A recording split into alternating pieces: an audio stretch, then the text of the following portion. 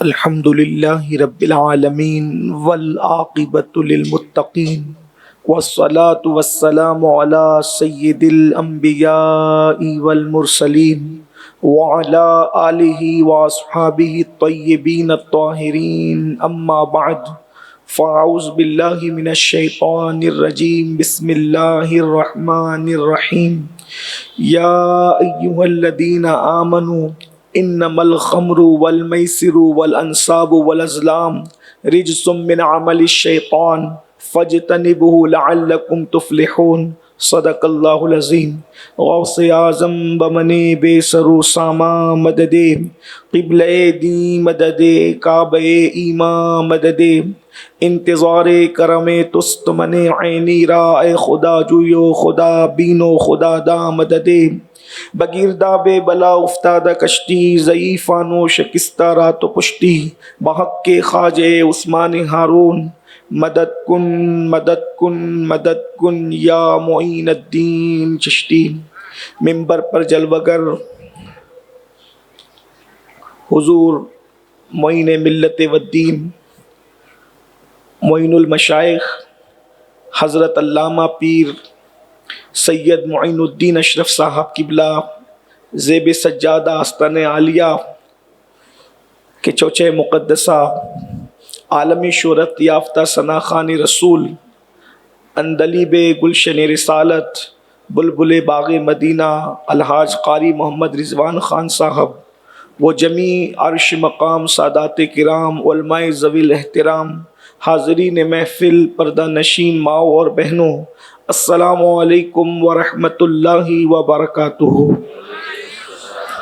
انتہائی احترام و عقیدت کے ساتھ اپنے اور ساری کائنات کے مرکز عقیدت انیس بے کساں چارہ ساز درد مندہ ہم غریبوں کے غم گسار ہم فقیروں کی ثروت شہر یار ارم تاجدار حرم نوبہار شفاعت شب اسرا کے دولہا نوشے بزم جنت دانائے سبل مولائے کل ختم الرسل خسرو خوباں سیاح لامکاں وجہ کن فکام در اللہ المکنون سر اللہ المخزون عالم ما کانا وما یکون آب و گل انبیاء جانو دل اصفیاء مطلع ہر سعادت مقطع ہر سیادت خلاصہ کائنات فخر موجودات حضور احمد مجتبی محمد مصطفیٰ ارواحنا فدا صلی اللہ تعالی علیہ وآلہ وصحبہ وبارک وسلم کی بارگاہ بے کس پناہ میں جس طریقے سے پڑھاؤں سب مل کر بلند آواز سے پڑھیں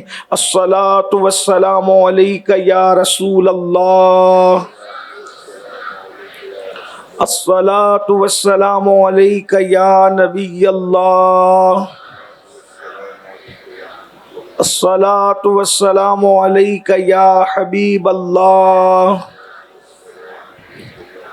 وعلی آلک واصحابک یا نور اللہ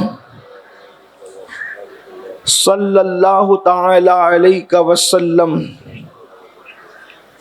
وہ سوے لالہ زار پھرتے ہیں تیرے دن اے بہار پھرتے ہیں جو تیرے در سے یار پھرتے ہیں در بدر یوں ہی خوار پھرتے ہیں اس گلی کا گدا ہوں میں جس میں اس گلی کا گدا ہوں میں جس میں مانگتے تاجدار پھرتے ہیں پھول کیا دیکھو میری آنکھوں میں دشت طیبہ کے خار پھرتے ہیں جان ہے جان کیا نظر آئے کیوں عدو گرد غار پھرتے ہیں لاکھوں قدسی ہے کار خدمت پر لاکھوں گرد مزار پھرتے ہیں رکھیے جیسے ہیں خانہ زاد ہیں ہم مول کے عیب دار پھرتے ہیں کوئی کیوں پوچھے تیری بات رضا تجھ سے کتے ہزار پھرتے ہیں۔ آج کی یہ محفل سواد اعظم اہل سنت و جماعت کی عالمگیر تحریک سنی دعوت اسلامی ممرہ کے زیر اہتمام عظیم الشان روح پرور سنی اجتماع میں ہم سب موجود ہیں اور ہمارے درمیان روحانیت کی راجدھانی حضور تارک السلطنت مخدوم سلطان اشرف سمنا رضی اللہ تبارک و تعالیٰ عنہ کی مسند کے سجادہ نشین ہمارے درمیان حضور معین ملت کی شکل میں موجود ہیں۔ حضرت نے سمندر کو نہیں بلکہ سمندروں کو کوزے میں سمیٹنے کی بہت کامیاب کوشش فرمائی، اور آپ نے علم کے حوالے سے جو پیغام دیا وہ یقیناً ہم سب کے لیے ایک عظیم لاہ عمل ہے۔ یقیناً حضرت کی اتنی فصیح اور بلیغ گفتگو کے بعد اب میری گفتگو کی حیثیت بالکل ایسی ہی ہے جیسے ایک زوردار بارش ہو اور پھر وہ ختم ہو جائے اور اس کے چند قطرے کسی درخت کے پتے پر جمع ہو جائے اور پھر اس کے بعد ہوا چلے اور جو قطرے ٹپکے تو لوگ سمجھے کہ ایک نئی بارش ہو رہی ہے، تو یہ نئی بارش نہیں بلکہ اسی بارش کے بچے کچھ قطرات ہیں۔ تو میری گفتگو کی حیثیت حضرت کی گفتگو کے بعد بالکل ایسے ہی ہے۔ میں اللہ رب العزت کی بارگاہ میں دعا کرتا ہوں کہ مجھے جو عنوان دیا گیا اس کی مناسبت سے میں نے سورۃ المائدہ کی جس آیہ کریمہ کی تلاوت کرنے کا شرف حاصل کیا ہے، اللہ تبارک و تعالیٰ اس کے متعلق مجھے حق کہنے اور آپ سب کو حق سن کر اس پر عمل کرنے اور اسے عام کرنے کی توفیق عطا فرمائے۔ فقہ کے اصول ہیں کہ 5 چیزیں اسلام اور فقہ کی بنیادی تعلیمات میں سے ہے۔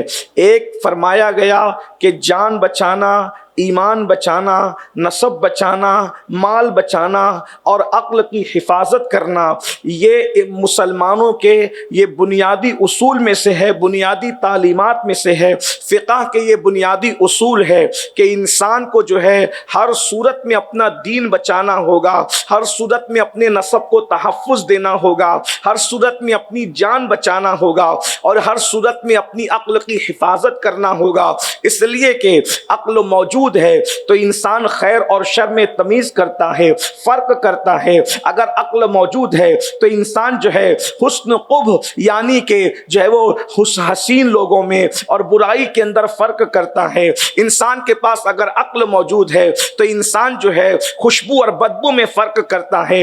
عقل بڑی چیز ہے، عقل خدا کو پہچاننے کا ذریعہ ہے، عقل خدا کی معرفت کا ذریعہ ہے، عقل تدبر قرآن کا ذریعہ ہے، عقل فہم حدیث کا ذریعہ ہے۔ اگر انسان کے پاس عقل نہ ہو تو انسان کی پوری زندگی جانوروں سے بدتر ہو جاتی ہے، اس لیے کہ انسان اور جانور کے اندر فرق کرنے والی جو چیز ہے اسے عقل کہتے ہیں، اور عقل ہی ہے۔ عقل کی بنیاد پر انسان نے جو ہے اللہ اکبر زمین کا سینہ چیر کر کے راستے بنائے ہیں۔ عقل ہی کی وجہ سے انسان ستاروں پر کمندے ڈالتا ہے۔ عقل ہی کی بنیاد پر انسان جو ہے انسان کے شفا کے لیے الگ الگ انداز سے دوائیں تلاش کرتا ہے، شفا کے ذریعے تلاش کرتا ہے۔ عقل ہی کی وجہ سے تعلیم تک پہنچتا ہے، عقل ہی کی وجہ سے تحقیق تک پہنچتا ہے، عقل ہی کی وجہ سے انسان جو ہے وہ ترقی کی راہ پر جاتا ہے۔ عقل بڑی چیز ہے، یاد رکھیں۔ اور دشمنان اسلام نے عقل کو ٹارگٹ کرنے کی کوشش کی تاکہ امت مسلمہ سے عقل کا دیوالیہ پن ہو جائے، عقل کو زوال آ جائے، عقل سے جو ہے گویا کہ عقل سے شعور عقل چھین لیا جائے۔ اس کے لیے جانتے ہیں اللہ اکبر حفاظت عقل کے لیے انسان کو بہت زیادہ احتیاط کی ضرورت ہے، مگر نشہ ایک ایسی چیز ہے جو ڈائریکٹ انسان کی عقل پر حملہ کرتا ہے۔ نشہ ایسی چیز ہے جو انسان کی عقل کو ڈھانپ لیتا ہے۔ نشہ ایسی چیز ہے کہ اللہ اکبر انسان کی عقل کو نشہ ٹارگٹ کرتا ہے۔ اسی لیے تو اللہ تبارک و تعالیٰ نے فلاح اور کامیابی کا جو اصول بیان فرمایا، آج کل ہم لوگ بہت شوق سے جو ہے موٹیویشنل اسپیکرز کو سنتے ہیں، سننا بھی چاہیے، مگر یاد رکھیں بڑے سے بڑا مفکر اگر کامیابی کا اصول بیان کرے ہو سکتا ہے کہ کامیابی ملے بھی اور ہو سکتا ہے کہ کامیابی نہ بھی ملے، اس لیے کہ فکر انسان ٹھوکر کھا سکتی ہے، انسان کی ٹھوکر کھا سکتی ہے، انسان کی فکر ٹھوکر کھا سکتی ہے، انسان کا شعور ٹھوکر کھا سکتا ہے، انسان کی پیشین گوئی غلط ہو سکتی ہے۔ جس چیز کو انسان کامیابی کہہ رہا ہے وہ ناکامی کا پیش خیمہ بھی ہو سکتی ہے، مگر جس کو میرا اللہ کامیابی کہہ دے اللہ اکبر وہ کامیابی ہے اور ہو کر رہے گی، اس لیے کہ میرے اللہ کا فرمان کبھی غلط نہیں ہو سکتا۔ اللہ کامیابی کا اصول بیان فرماتا ہے، میرا رب فرماتا ہے یا ایھا الذین آمنو، خاص مومنوں کے ساتھ خطاب ہو رہا ہے، اس لیے کہ قدرت چاہتی ہے کہ مومن کامیاب ہو, مومن فلاح پائے, کامیابی مومن کے قدموں کے نیچے ہو, کامیابی مومن کے قدم چومتی نظر آئے. اس لیے مومنوں سے کہا جا رہا ہے, اے ایمان والو, اے میرے محبوب کے بے دام غلاموں, اے محبوب سے غیر مشروط محبت کرنے والو, انما الخمر والمیسر والانصاب والازلام رجس من عمل الشیطان فاجتنبوه لعلکم تفلحون. 4 چیزوں سے تم بچ جاؤ, اللہ تمہیں کامیابی عطا کرے گا. 4 چیزوں سے بچو, اللہ تمہیں کامیابی عطا کرے گا. پہلے نمبر پر خمر شراب, میسر جوا, اس کے بعد فرمایا والانصاب بت پرستی, والازلام جوے کے تیر. ان 4 چیزوں سے بچو. یہ کیا ہے؟ رجس من عمل الشیطان, یہ شیطانی عمل ہے. قرآن اس کو شیطانی عمل کہتا ہے اور اللہ گارنٹی دے رہا ہے فاجتنبوہ لعلکم تفلحون. ان 4 چیزوں سے بچنا تمہارا کام ہے, تمہارے قدموں میں کامیابی کو ڈال دینا رب کے کرم پر ہے. یہ امت اس وقت تک کامیاب تھی جب تک کہ یہ امت نشے سے بچتی رہی, یہ امت جوے سے بچتی رہی. اللہ اکبر, جسے ہم نشہ کہتے ہیں, اللہ اللہ, اس پر بہت کام ہو رہا ہے. حضور معین المشائخ نے بھی بہت کام کیا ہے. ممبئی اور اطراف کے اندر سنی دعوت اسلامی نے بھی بہت کوشش کی ہے. یہ تحریک جو ہم سنی دعوت اسلامی, جس سے ہم محبت کرتے ہیں اپنی جان کی طرح, یہ اصلاح عقائد کی تحریک ہے, یہ اصلاح معاشرہ کی تحریک ہے, یہ انسانوں کے اندر شعور انسانیت پیدا کرنے کی تحریک ہے, یہ محبت رسول کی جوت جگانے کی تحریک ہے, یہ لوگوں کو مادیت سے نکال کر روحانیت کی شاہراہ پر لے جانے والی تحریک ہے, بھٹکے ہوئے آہو کو پھر صوبے حرم لے جانے کا تصور پیدا کرنے والی تحریک ہے. اس تحریک کا ایک ہی مشن ہے, حضور کے ہو جاؤ, حضور کے ہو جاؤ اور اپنی زندگی کا مشن بنا لو. انہیں جانا, انہیں مانا, نہ رکھا غیر سے کام. للہ الحمد, میں دنیا سے مسلمان گیا. سنی دعوت اسلامی نے بڑی کوششیں کی ہے, کامیاب کوشش کر رہی ہے الحمدللہ. لیکن ایک بات میں آپ سے عرض کروں, نشے اور جوے سے بچنے کا انعام کیا ہے اور نہ بچنے والوں کا نقصان کیا ہے, ہم یہ بات اچھی طرح جانتے ہیں. جو اجتماعات میں آتے ہیں وہ نشہ کرنے والے لوگ اکثر نہیں ہوتے, وہ جوا کھیلنے والے لوگ نہیں ہوتے, مگر بات یہ ہے مخاطب کوئی اور ہوتا ہے, نہ اور کسی اور تک پیغام پہنچانا مقصود ہوتا ہے. بس میرے بھائیوں, تھوڑی دیر آپ سے گفتگو کر کے اللہ سے امید کرتے ہیں جن دلوں کو ان آواز کی ضرورت ہے, جن کانوں کو ان آواز کی ضرورت ہے, اللہ ان کانوں تک یہ آواز پہنچا دے. میرے آقا صلی اللہ علیہ وآلہ وسلم کے غلاموں, یاد رکھو, اللہ اکبر, اللہ کے سچے رسول صادق و مصدوق مصطفیٰ جان رحمت صلی اللہ علیہ وآلہ وسلم ارشاد فرماتے ہیں کہ انسان اس وقت تک کے دین کے لباس میں ڈھپا ہوا ہوتا ہے, انسان اس وقت تک کے دین کے لباس میں, یہ کنز العمال کی حدیث ہے, دین کے لباس میں ڈھپا ہوا ہوتا ہے جب تک کہ وہ نشہ نہیں کرتا. جب وہ نشہ کر لیتا ہے, جب وہ شراب پی لیتا ہے, اللہ اس سے دین کا لباس چھین لیتا ہے, اللہ اس سے دین کا لباس اتار لیتا ہے اور اللہ اس کو ذلیل و رسوا کر دیتا ہے. پھر اس کے بعد فرمایا شیطان صرف اس کا دوست نہیں ہو جاتا, اللہ کے رسول فرماتے ہیں شیطان اس کی آنکھ بن جاتا ہے, شیطان اس کے کان بن جاتا ہے, شیطان اس کی زبان بن جاتا ہے. آپ دیکھیں یہ حدیث بالکل اس حدیث سے جو ہے وہ ملتی نظر آ رہی ہے جو بخاری شریف میں کتاب الزہد میں ہے. بندہ جب نوافل کی کثرت کرتا ہے تو اللہ اس کی آنکھ ہو جاتا ہے, اللہ اس کے کان ہو جاتا ہے, اللہ اس کی زبان ہو جاتا ہے. مطلب کیا, نوافل کی کثرت کرنے والا خدا کا دوست بن جاتا ہے اور شراب پینے والا, نشہ کرنے والا, شیطان اس کے کان بنتا ہے, شیطان اس کی آنکھ بنتا ہے, شیطان اس کی زبان بنتا ہے.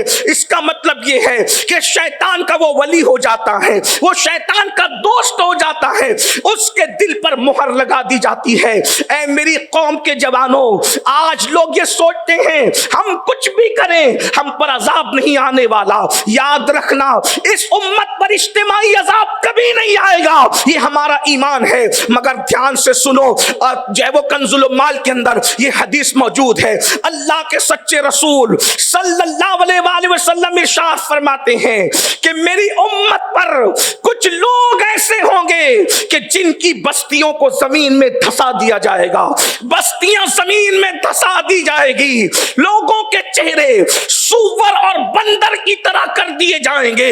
اللہ اکبر، بستیاں زمین میں دھسے گی، بستیاں ویرانوں میں تبدیل ہو جائے گی، چہرے سور اور بندر کی طرح کر دیے جائیں گے۔ صحابہ کرام نے پوچھا یا رسول اللہ اس کی وجہ کیا ہے؟ تو میرے آقا صلی اللہ علیہ وآلہ وسلم فرماتے ہیں جب نشہ کثرت سے کیا جائے گا تو بستیاں زمین میں دھسا دی جائے گی۔ اپنی بستیوں سے محبت کرنے والوں، اپنے گھروں سے محبت کرنے والوں، اپنی بستیوں سے پیار کرنے والوں، مصطفیٰ جان رحمت کی سچی سچی زبان سے سن لو، بستیوں کی حفاظت کرنے والوں، اگر نشے پر کنٹرول نہیں کرو گے تو ان بستیوں کو زمین کے اندر دھسا دیا جائے گا، بستیاں اجاڑ دی جائے گی۔ اور یاد رکھنا یہ مصطفیٰ جان رحمت کے فرامین ہیں، تم اپنی مرضی سے نہ سوچو۔ صرف بستیاں دھسائی نہیں جا رہی ہے، آج اگر ہمارے گھروں کے اوپر اللہ اکبر بلڈوزر چل رہے ہیں تو اس میں کہیں ایسا تو نہیں کہ ذریعہ کوئی اور ہے اور مصطفیٰ جان رحمت کی چلتی ہوئی تلوار کی زبان کی تاثیر نظر آ رہی ہے۔ اللہ اکبر، ہمیں اپنے گھروں سے بڑا پیار ہے، ہم ظالموں کی تائید تو نہ کرتے ہیں نہ کر سکتے ہیں، لیکن خدائی تلوار جب اٹھتی ہے تو کبھی کبھی سبب کسی کو بنا کر اپنے محبوب کی زبان کی تکمیل کی جاتی ہے، محبوب کی زبان کو پورا کیا جاتا ہے۔ اللہ کے رسول نے فرمایا بستیاں دھسے گی تو دھسے گی، اور یہاں تک فرمایا چہرے سور اور بندر کی طرح کر دیے جائیں گے۔ وجہ نشہ عام ہو جائے گا، میوزک عام ہو جائے گی، موسیقی عام ہو جائے گی، عورتوں سے بدکاری عام ہو جائے گی۔ جب یہ تین گنا تم عام ہوتے دیکھنا تو سمجھ جانا بستیاں ویران ہوگی، بستیاں تباہ ہوگی۔ آپ سے پوچھنا چاہتا ہوں، آج مسلمان نشے میں بھی ہے، آج مسلمان اللہ اکبر میوزک اور موسیقی تو آج کے جوانوں کا اللہ اکبر محبوب مشغلہ بن چکا ہے۔ اللہ اللہ، شادی کی محفلوں کے اندر اب تو دیندار گھرانوں کے اندر میں میوزک سنی جا رہی ہے، موسیقی سنی جا رہی ہے۔ یاد رکھنا اللہ کے رسول صلی اللہ علیہ وآلہ وسلم ارشاد فرماتے ہیں شب معراج جب میں نے جہنم کا مشاہدہ کیا تو دیکھا کہ کچھ لوگ ایسے تھے جن کے کانوں میں آگ کا سیسا پگھلا کر کے ڈالا جا رہا تھا۔ میں نے پوچھا جبریل یہ کون لوگ ہیں؟ تو جبریل امین نے عرض کی یا رسول اللہ یہ آپ کی امت کے وہ لوگ ہیں جو موسیقی سنتے تھے، جو میوزک سنتے تھے۔ مجھے بتاؤ میرے بھائی، جو میرے جوانوں، غور تو کرو، اپنے چولہے پہ کیا ہوا گرم تیل اگر زیادہ گرم ہو جائے اور ہمارے کان میں پڑ جائے ہم اس کو برداشت نہیں کر پاتے۔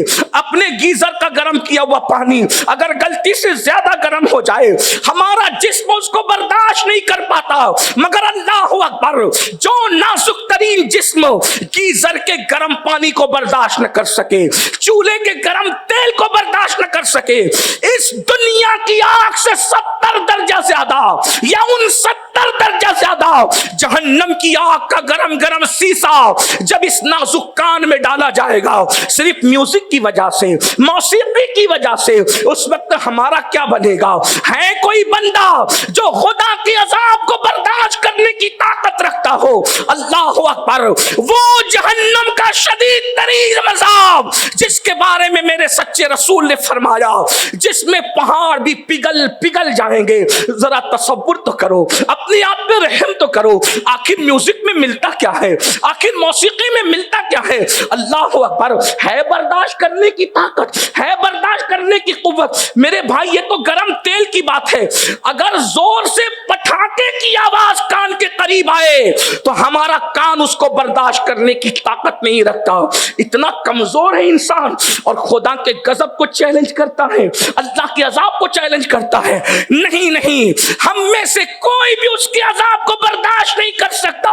جہاں پہاڑ پگھل جائیں گے یہ 5-6 فٹ کے وجود کا کیا بنے گا؟ میرا اللہ فرماتا ہے ان بطش ربک لشدید، تیرے رب کی پکڑ بڑی سخت ہے، اس کا عذاب بہت سخت رہے اس کے عذاب کا مقابلہ کوئی نہیں کر سکتا. اس لیے اللہ کے سچے رسول صادق و مصدوق مصطفیٰ جان رحمت صلی اللہ علیہ وآلہ وسلم فرماتے ہیں زمین دھسائی جائے گی. اور پھر سوچو تو صحیح, اللہ اکبر, یہ چہرے سور اور بندر کی طرح, نشے کی وجہ سے, موسیقی کی وجہ سے, بدکاری کی وجہ سے. اور یہ بھی یاد رکھنا, اس حدیث کی شرح کرتے ہوئے محدثین لکھتے ہیں اگر نشہ کرنے والوں کی صورتیں دنیا میں نہیں بدلی تو قیامت کے دن ان کی شکلیں ضرور بدلے گی. کیونکہ اللہ کے رسول صلی اللہ علیہ وآلہ وسلم ارشاد فرماتے ہیں کہ جس نے دنیا میں نشہ کیا اور بغیر توبہ کے مر گیا تو اللہ کے رسول صلی اللہ علیہ وآلہ وسلم ارشاد فرماتے ہیں جب وہ اپنی قبر سے اٹھے گا یا تو اس کا چہرہ سور کی طرح ہوگا یا تو اس کا چہرہ بندر کی طرح ہوگا. اللہ اکبر. آپ مجھے بتائیں, چہرے پہ اگر پھنسی نکل آئے, ہم دوستوں سے ملنا چھوڑ دیتے ہیں کہ میرے چہرے پہ پھنسی ہے, میرے چہرے پہ پھنسی ہے. ہم اسکول جانا چھوڑ دیتے ہیں, میرے چہرے پہ پھنسی ہے. آپ مجھے بتاؤ میرے بھائیوں, جب ہم اپنے چہرے کی پھنسی لے کر اپنے دوستوں کی محفل میں نہیں جاتے, اسکول نہیں جاتے, کالج نہیں جاتے, تو مجھے بتاؤ اگر اللہ نہ کرے نشہ کرنے کی وجہ سے سور کی طرح چہرہ ہو گیا, بندر کی طرح چہرہ ہو گیا, تو میرے بھائیوں بتائیے تو صحیح ہم اللہ کی بارگاہ میں یہ منہ لے کر کے کیسے جائیں گے, رسول اللہ کی بارگاہ میں یہ منہ لے کر کے کیسے جائیں گے. اللہ کے سچے رسول صادق و مصدوق صلی اللہ علیہ وآلہ وسلم نشہ کرنے والوں سے کتنا ناراض ہے, کتنے خفا ہیں. حضور علیہ السلام جانتے ہیں کہ نشہ بہت بدترین چیز ہے, برائیوں کی جڑ کو نشہ کہتے ہیں. حضرت عبداللہ ابن عمر کہتے ہیں کہ ایک مرتبہ رسول اللہ کے وصال کے بعد سیدنا صدیق اکبر, سیدنا فاروق اعظم اور صحابہ بیٹھ کر گفتگو کر رہے تھے کہ اس امت میں سب سے بڑا گناہ کون سا ہے, سب سے بڑا گناہ اس امت میں کون. کسی نے کہا یہ ہے, کسی نے کہا یہ ہے, کسی نے کہا یہ. اتفاق نہیں ہو پا رہا تھا کہ سب سے بڑا گناہ کیا ہے, سب سے بڑا گناہ کیا ہے. تو اتنے میں حضرت صدیق اکبر اور سیدنا فاروق اعظم نے فرمایا کہ عبداللہ ابن عمرو ابن عاص کو بلا کر لاؤ, اس بارے میں وہ زیادہ جانتے ہیں کہ سب سے بڑا گناہ کیا ہے, ورنہ ان سے پوچھ کر کے آؤ کہ سب سے بڑا گناہ کیا ہے. تو حضرت عبداللہ ابن عمرو ابن عاص نے فرمایا کہ سب سے بڑا گناہ اس امت میں شرک کے بعد اگر کوئی ہے تو وہ نشہ ہے. نشے سے بڑا گناہ کوئی نہیں ہے. سب کو بہت حیرت ہوئی کہ نشہ سب سے بڑا گناہ. تو حضرت فاروق اعظم نے فرمایا بلاؤ اس کو, عبداللہ ابن عمرو ابن عاص کو بلا کے لاؤ اور ان سے پوچھو کہ اس لیے کہ فاروق اعظم کے سامنے فتویٰ دینا کوئی معمولی بات تو تھی نہیں. فاروق اعظم پھر فاروق اعظم ہے, تو فاروق اعظم نے فرمایا عبداللہ ابن عمرو ابن عاص کو بلا کر کے لاؤ اور ان سے پوچھو کہ وہ دلیل دیں کہ آخر اس امت میں شرک کے بعد نشہ سب سے بڑا گناہ کیسے ہے. تو عبداللہ ابن عمرو ابن عاص تشریف لائے اور انہوں نے فرمایا کہ میں نے اللہ کے رسول صلی اللہ علیہ وآلہ وسلم کو فرماتے ہوئے سنا. اب کیا سنا ذرا اس کو غور سے سن لیں. اللہ کرے میری قوم کے جوان اس لعنت سے نکلیں. یہ جو علماء تڑپ تڑپ کر بلک بلک کر ہر محفل میں بے چینی کے ساتھ کہہ رہے ہیں کہ خدا کے لیے نشے سے باہر آؤ, خدا کے لیے نشے سے باہر آؤ, خدا کے لیے نشے سے باہر آؤ, چھوڑ دو نشے کو, چھوڑ دو آوارہ گردی کو, چھوڑ دو گناہ کو. اللہ اکبر, ہر گناہ برباد کرتا ہے. بزرگوں نے کہا جہاں گناہ ہے وہاں فنا ہے, لیکن نشہ کتنی بربادی لا رہا ہے.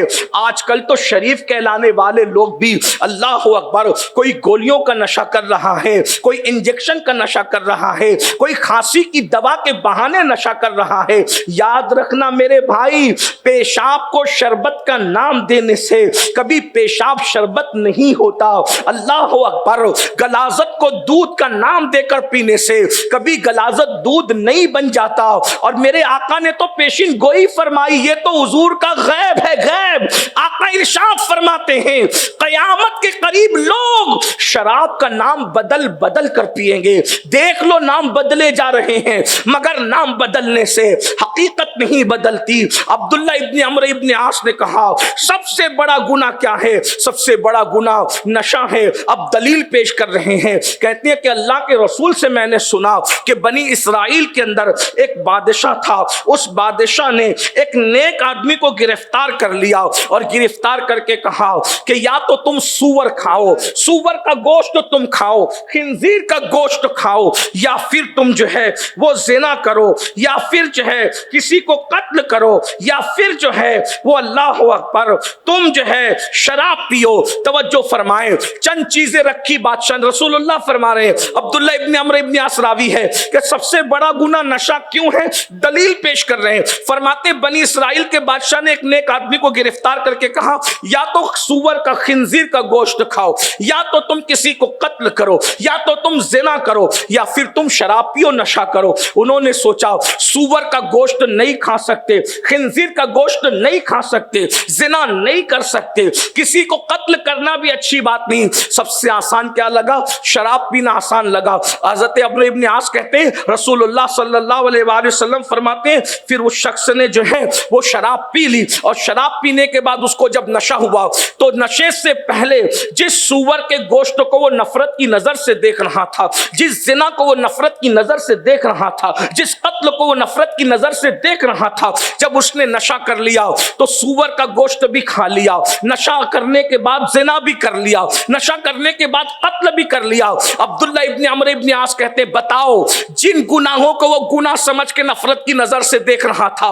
کس بنیاد پر جو ہے اللہ اکبر اس نے جو ہے نشے میں مبتلا ہو کر کے اپنے آپ کو برباد کیا. میں اپنی گفتگو کو سمیٹتے ہوئے اس لیے کہ وقت میں اتنی گنجائش نہیں ہے، عشاء کی اذان جو ہے 8:10 پر ہے اور ہمیں اپنے شیڈول کے مطابق چلنا ہے. میں ایک آخری روایت آپ کے سامنے پڑھنا چاہ رہا ہوں، اس کو امید کرتا ہوں بہت توجہ سے سننا. یہ نشہ صرف آدمی کو گناہ میں مبتلا نہیں کرتا، بھی آپ نے سنا گناہ، نشہ کرنے والے کفر تک پہنچتے ہیں. نشہ کرنے والے بہن اور ماں میں فرق نہیں کر سکتے، بیوی اور بہن میں فرق نہیں کر سکتے، پڑوسن اور بیوی میں فرق نہیں کر سکتے. یاد رکھنا بہت سارے نشہ کرنے والے، بلکہ ایک تحقیق پیش کی گئی 1996 کے اندر امریکہ میں 50% لوگ جو زنا کرتے ہوئے پکڑائے ہیں وہ اپنی محرمات یعنی کہ گھر کی عورتوں کے ساتھ زنا کرتے ہوئے پکڑائے ہیں، اور اس کا سبب جو ہے وہ نشہ ہے. نشے میں تھے بہن سے بدکاری کر لی، نشے میں تھے اللہ اکبر ماں سے بدکاری کر لی، نشے میں تھے بیٹی سے بدکاری کر لی. کیا تم بھی اتنے بدترین معاشرے کو جنم دینا چاہتے ہو؟ ذرا بتاؤ تو صحیح. نشہ کرنے والے کا شعور کہاں ہوتا ہے؟ نشہ کرنے والے کا شعور ختم ہوتا ہے، وہ عقل کو ختم کر دیتا ہے. بلکہ نشے نے صرف انسان کو زنا تک نہیں پہنچایا. ایک محقق نے کہا تھا کہ تم نشے کو کنٹرول کرو، میں 50% دوا خانے بند کرا دوں گا، 50% جیل خانے بند کرا دوں گا، 50% جو ہے جرائم کو ختم کر دوں گا. اس لیے کہ دنیا میں اگر 50% جرائم ہو رہے ہیں تو اس کی سب سے بڑی وجہ نشہ ہے. اس لیے کہ بیماریاں نشے کی وجہ سے، محققین نے، ڈاکٹروں کی تحقیق ہے، آپ اٹھا کر کے نیٹ پر پڑھ لیں، ایڈز جیسی بیماری، اللہ اکبر پھیپڑوں کی بیماری، کینسر جیسی بیماری، اعصابی کمزوری جیسی بیماری، نامردی جیسی بیماری، یہ سب نشے کی وجہ سے ہے. ڈاکٹر کہتے ہیں، حکما کہتے ہیں کہ نشہ کرنے والا بیوی کے قابل نہیں رہ جاتا. منبر کے تقدس کے تحت کھول کے میں کوئی بات نہیں کر سکتا، ہمارے بزرگ موجود ہیں، لیکن یاد رکھنا جب ایک نوجوان اپنی بیوی کو مطمئن نہ کر سکے گا، اگر شریف ہے تو گھٹ گھٹ کے بستر پہ تڑپے گی، اور اگر تھوڑی سی بے باک ہے تو کسی اور کی ہتھے چڑھ سکتی ہے. یہ اتنے بدترین جرائم ہیں جو صرف نشے کی بنیاد پر جنم لے رہے ہیں. اللہ اکبر. یاد رکھنا صرف اسلام نشے سے منع نہیں کرتا، بلکہ ہندوازم میں بھی نشے کے متعلق خواجہ حسن نظامی لکھتے ہیں کہ ہندو مذہب میں نشے کے متعلق یہ ہے کہ جس نے شراب پیا، شراب پینا اور برہمن کو قتل کرنا، یہ دونوں برابر ہے. اندازہ فرمائے، یعنی صرف اسلام ہی منع نہیں کرتا، بلکہ جہاں تھوڑا بہت بھی شعور موجود ہے، ہر شعور والا نشے کو برا سمجھتا ہے. اللہ اکبر. تو میں ایک بات عرض کروں, یہ جو آج دنیا کے اندر ایکسیڈنٹ ہو رہے ہیں, اللہ اللہ, یہ ایکسیڈنٹ بھی جو ہے 50% نشے کی وجہ. آپ کو بتاؤں, جب بھی ہم اپنے ممبر کو سجاتے ہیں, ممبر کو, ہمیں ہر وقت ہمارے بھائی, ہمارے برادر سنی دعوت اسلامی کا عظیم سپوت جسے دنیا قاری ریاض الدین اشرفی کے نام سے جانتی ہے, ہم ہمیشہ ان کو محسوس کرتے ہیں, روحانی طور پہ محسوس. قاری ریاض الدین جیسا شخص جو ہم نے کھویا ہے وہ بھی نشے کی نحوست ہے. برطانیہ جیسی سرزمین پر وہ پروگرام ختم کر کے آ رہے ہیں اور ایک ڈرائیور نشے میں دھوت ہو کر گاڑی چلا رہے, سامنے والے نے آ کر کے مار دیا اور اس کے بعد وہ شہید ہو گئے. اللہ ان کے درجات بلند مغفرت فرمائے. یہ جو ٹریفک کی بدنظمیاں ہیں, یہ راستے میں جو ایکسیڈنٹ ہو رہے ہیں, یہ بھی نشے کی لعنت اور نحوست ہے. نشے پہ ہمیں کنٹرول کرنا ہوگا. میں کہتا ہوں اگر ہم اپنے بھارت میں نشے پہ کنٹرول کر لیتے ہیں اور مکمل دیانت داری کے ساتھ ہم نشے کو بھارت کو نشہ مکت کر دیتے ہیں, صرف 10 سال میں ہم امید کرتے ہیں اس ملک میں اتنا ٹیلنٹ اللہ نے دیا ہے کہ یہ سپر پاور ملکوں کے برابر کھڑے ہونے کی طاقت رکھتا ہے. مگر افسوس ہے کہ ہمارا ملک دن بدن نشے میں گرفتار ہوتا جا رہا ہے. وہ نوجوان جو قوموں کا سرمایہ ہے, وہ نوجوان جو کسی قوم کی امید ہے, وہ نوجوان جو قوموں کا معمار ہے, وہ نوجوان جو قوموں کو ترقی پہ لے جانے کا سبب ہے, وہ نوجوان جو کسی قوم کی امید ہے, ان جوانوں کو نشے میں مبتلا کر کے ان کو بربادی کے دہانے تک پہنچا دیا گیا ہے. یہ تو میں مطلقاً بھارتی جوانوں کے لیے کہہ رہا ہوں. رہی بات مسلم جوان, تو میں ان سے گزارش کرتا ہوں, تم تو محمد الرسول اللہ کے عقاب ہو, تمہیں کیا ہو گیا ہے؟ ارے عقاب جو جنگل کا ہے وہ غلاظت پر نہیں بیٹھتا, وہ پیشاب پر نہیں بیٹھتا, وہ مردار پر نہیں بیٹھتا. جب جنگل کا عقاب اتنا باغیرت ہے تو مدینے کی سرکار کے عقاب کو کتنا باغیرت ہونا چاہیے. ارے تم ہی تھے جس کے لیے اقبال جیسے کو کہنا پڑا, دی اذانیں کبھی یورپ کے کلیساؤں میں اور افریقہ کے تپتے ہوئے صحراؤں میں, دشت تو دشت ہے, دریا بھی نہ چھوڑے ہم نے, بحر سلمات میں دوڑا دیے گھوڑے ہم نے. ارے تم ہی تو تھے, تم جیسوں کے لیے کہنا پڑا نہیں تیرا نشے من قصر سلطانی کے گنبد پر تو شاہی ہے, بسیرا کر پہاڑوں کی چٹانوں میں. عقابی روح جب بیدار ہوتی ہے جوانوں میں, نظر آتی ہے ان کو اپنی منزل آسمانوں میں. یہ صبح جو کبھی فردا ہے کبھی ہے امروز, نہیں معلوم کہ ہوتی ہے کہاں سے پیدا. وہ صبح جس سے لرزتا ہے شبستہ کا وجود, ہوتی ہے بندے مومن کی اذان سے پیدا. آج تو تم اذان دینے کے قابل نہیں ہو. میری قوم کے جوانوں, نکلو نشے سے, نکلو نشے کے خرافات سے نکلو.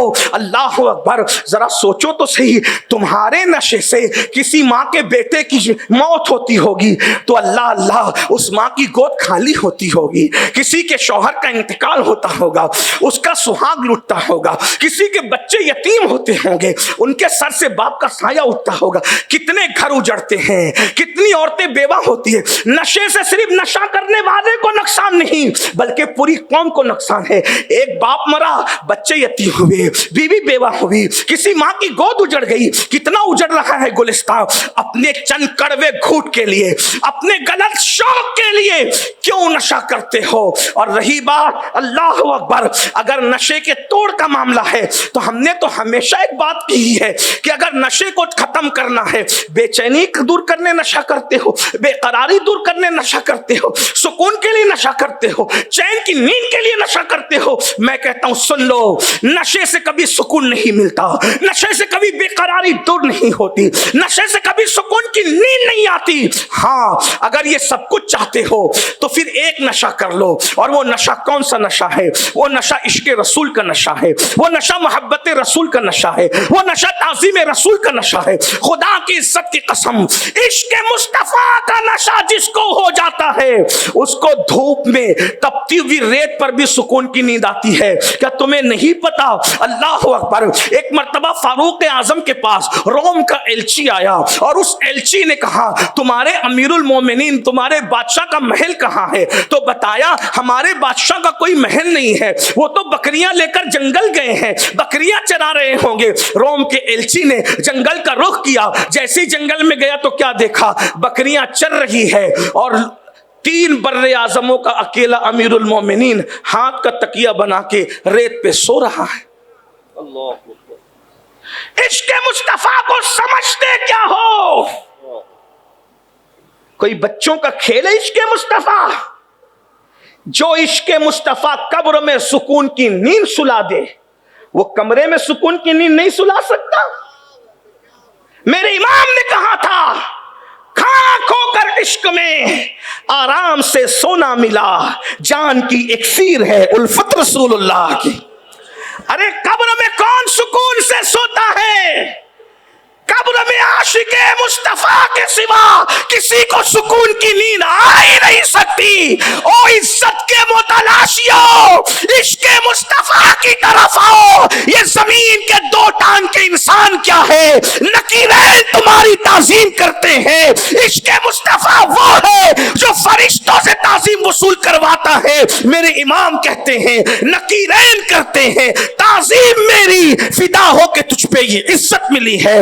حضور سے عشق تو کر کے دیکھو، نکیرین تعظیم کریں گے انسان کیا بات ہے. حضور سے عشق کر کے تو دیکھو، قبر میں سکون کی نیند آئے گی. کمرہ کیا چیز ہے؟ سیدنا فاروق اعظم ہاتھ کا تکیہ بنا کر ریت پہ سو رہے ہیں. توجہ کرنا، ہاتھ کا تکیہ بنا کے ریت پہ سو رہے ہیں.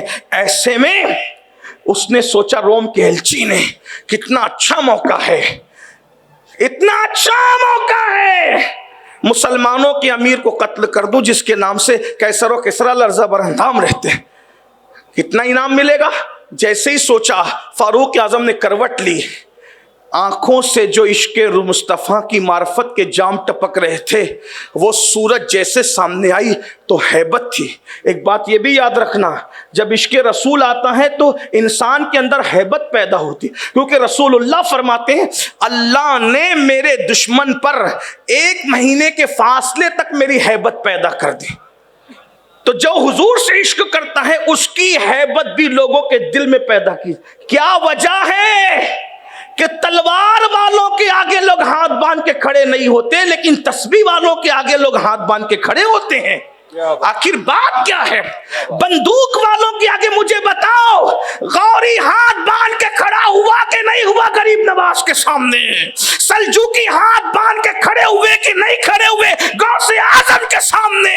اسی طریقے سے محبوب الہی کے سامنے بادشاہ ہاتھ باندھ کے کھڑے ہوئے کہ نہیں ہوئے؟ جہانگیر مجدد الفسانی شیخ احمد سرہندی کے آگے ہاتھ باندھ کے کھڑے ہوا کہ نہیں ہوا؟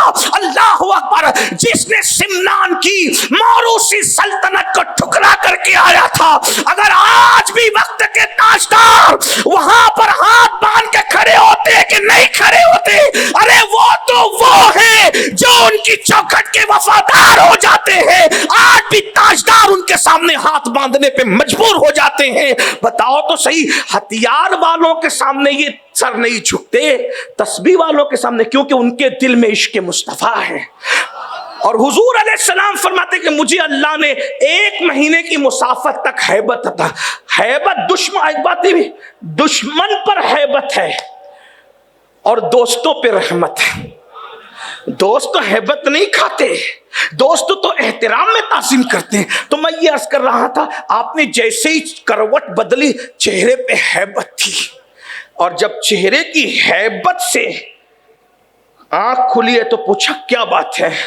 تو کہا میں حیرانی سے دیکھ رہا ہوں آپ کو سکون کی نیند آتی کیسے؟ تو فرمایا جو ظلم نہیں کرتا اس پہ بھی ظلم نہیں کیا جاتا.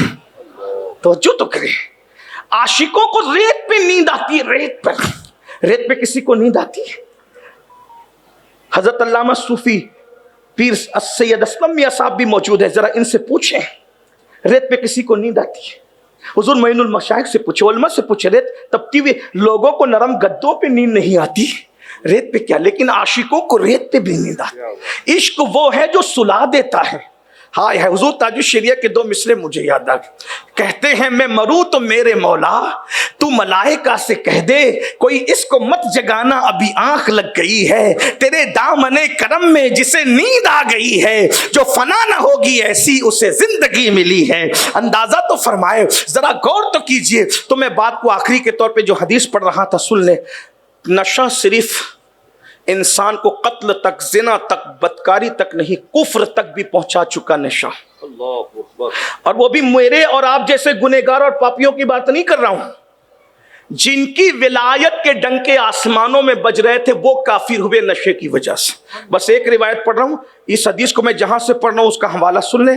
علامہ ابن الجوزی نے اپنی کتاب میں لکھا، ابن حجر نے اپنی کتاب میں لکھا، ٹھیک، امام غزالی نے اپنی کتاب میں لکھا. میں سمجھتا ہوں 3 حوالے آپ کے لیے کافی ہوں.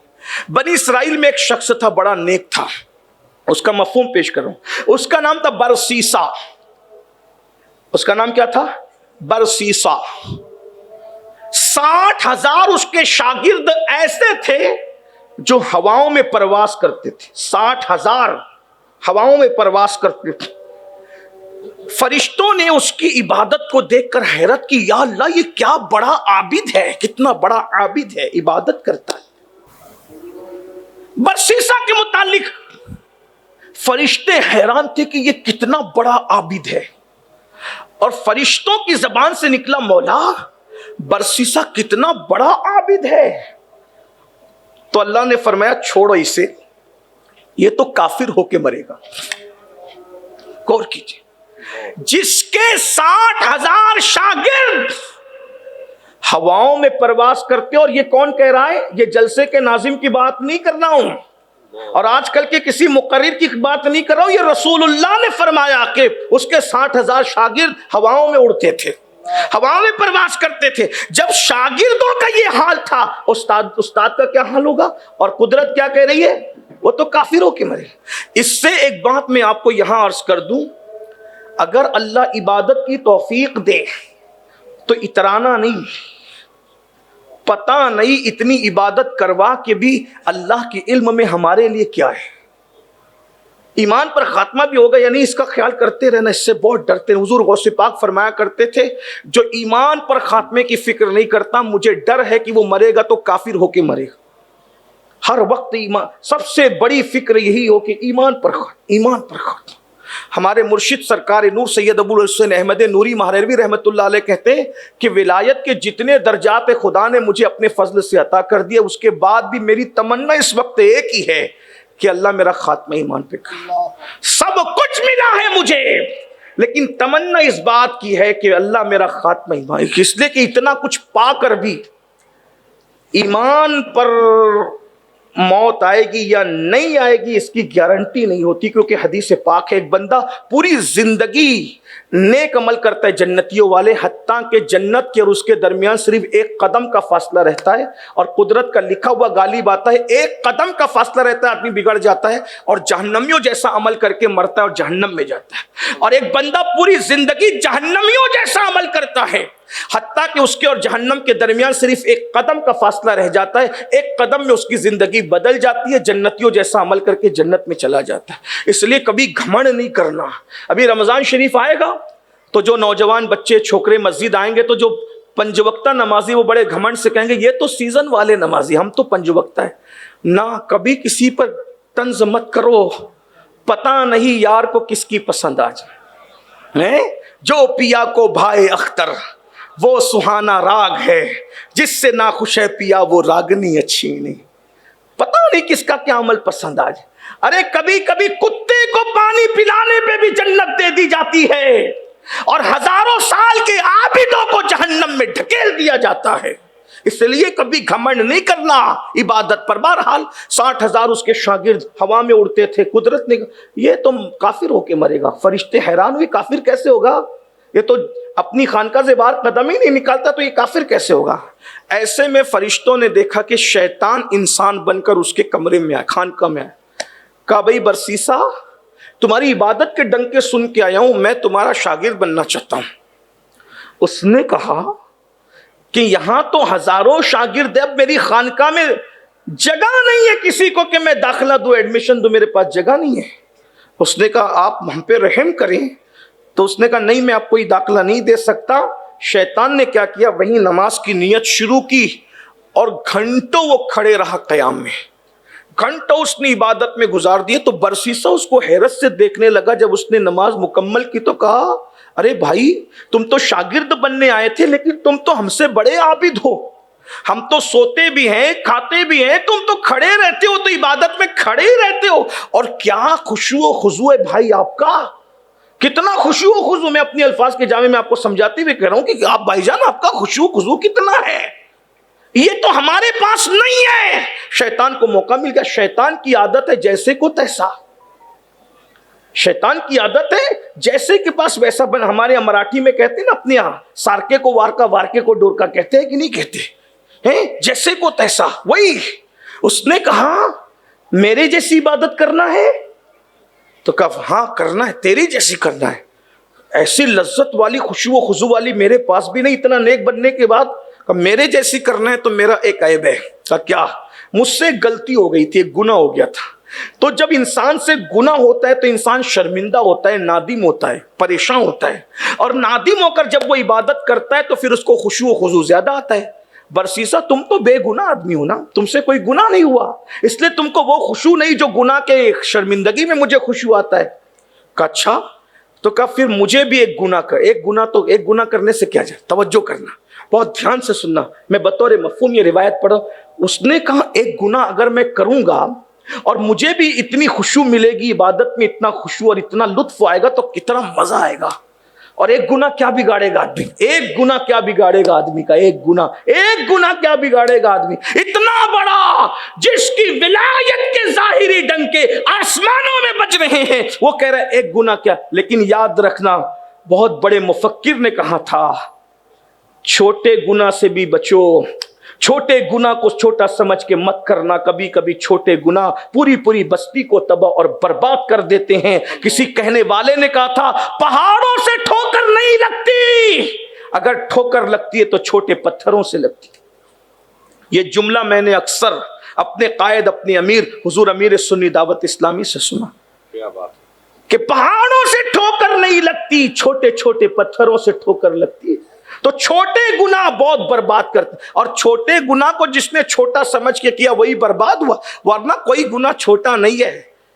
کس پہ پکڑ ہوگی, ہے کوئی بات, وقت ہوتا تو عرض کرتا, لیکن میں بات سمیٹتے ہوئے عرض کر دوں. اس نے کہا میں نے بھی گناہ کرنا ہے. تو شیطان نے کہا چلو پھر کرو. کہا کیا کرنا ہے؟ کہا کسی کو قتل کرو, مرڈر کر دو کسی کا. کہا نہیں یہ بہت بڑا ہے, یہ نہیں کرنا. کہا پھر کسی کے ساتھ زنا کرو. کہا یہ تو اور بڑا پاپ ہے, یہ بھی نہیں کرنا. کہا پھر ایک کام کرو, شراب پی لو. کہاں ایک کٹورا شراب پینے میں جاتا کیا ہے؟ تو کہا شراب ملے گی کہاں؟ بولے یہاں نہیں ملے گی, یہ تو تیری خانقاہ ہے, بہت عبادت کا ماحول ہے یہاں, پوتر ماحول, پاکیزہ ماحول ہے. کہا پھر کہا شراب لینے تمہیں جانا پڑے گا. کہا شہر میں جائیں گے تو عزت جائے گی. تو کہا جنگل میں انتظام کروا دیں گے. برسیسا کو چپکے سے اکیلے نکلوایا. جو لوگوں سے ملاقات کرنے خانقاہ سے نہیں نکلتا تھا, آج وہ شراب خریدنے خانقاہ سے باہر جا رہا ہے. یہ شیطان کا فریب. ان الشیطان للانسان عدو مبین. غور کیجئے, جس کو چھوٹا گناہ سمجھ کے جا رہا تھا, پھر کیا ہوا؟ جنگل میں پہنچا, شیطان نے وہاں ایک اور خوبصورت عورت کو شیطان نے شراب بیچنے بٹھا دی. وہ تو جو چاہے کرے, بدماش ہے نا. پھر اس نے جب وہاں پہنچا تو دیکھا اتنی خوبصورت اور عورت اس نے کبھی نہیں دیکھا تھا. عورت سے شراب لیا اور پیا, نشے میں دھت ہو گیا, تو اس عورت کے ساتھ زنا میں مبتلا ہو.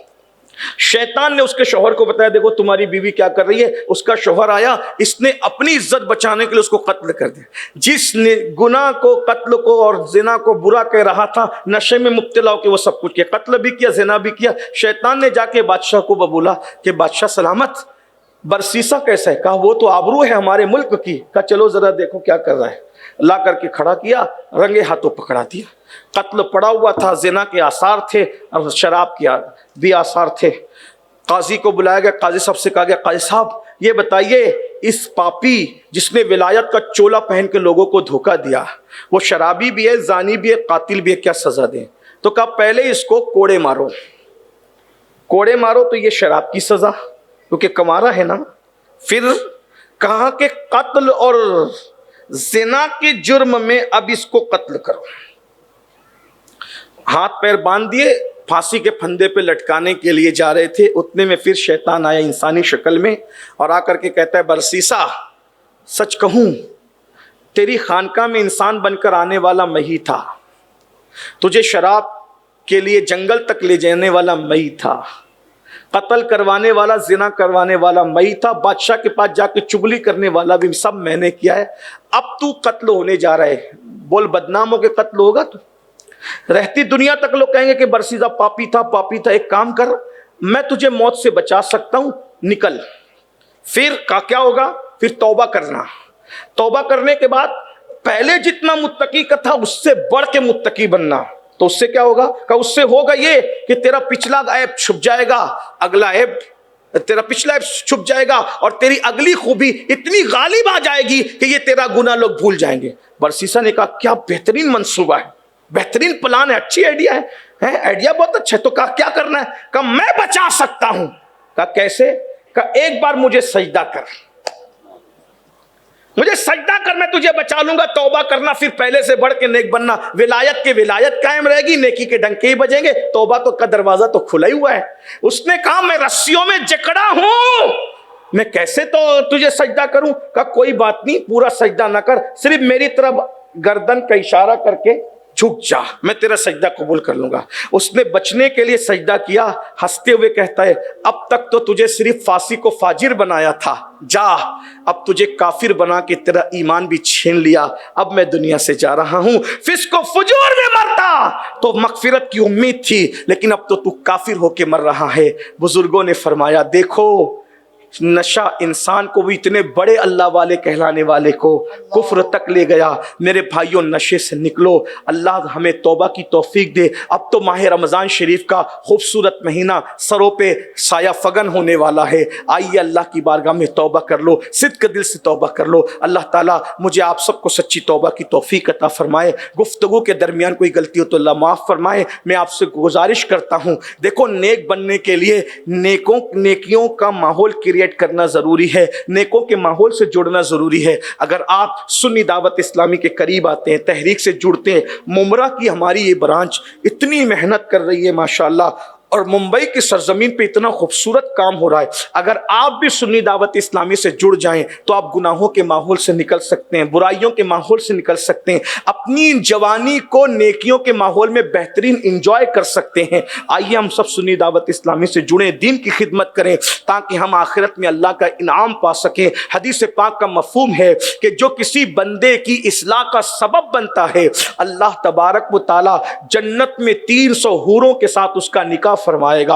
70 سال تک غار میں بیٹھ کر عبادت کرنا ایک جگہ اور دین کی خدمت چند لمحے کرنا ایک جگہ، اس کا بڑا اجر ہے، اس کا بڑا انعام ہے. آئیے اس طرف رخ کرتے ہیں اور اللہ پاک کی بارگاہ میں دعا کرتے ہیں اللہ ہمیں ہر قسم کے نشہ سے بچائے اور اللہ ہمیں نشہ عشق رسول عطا فرما دے.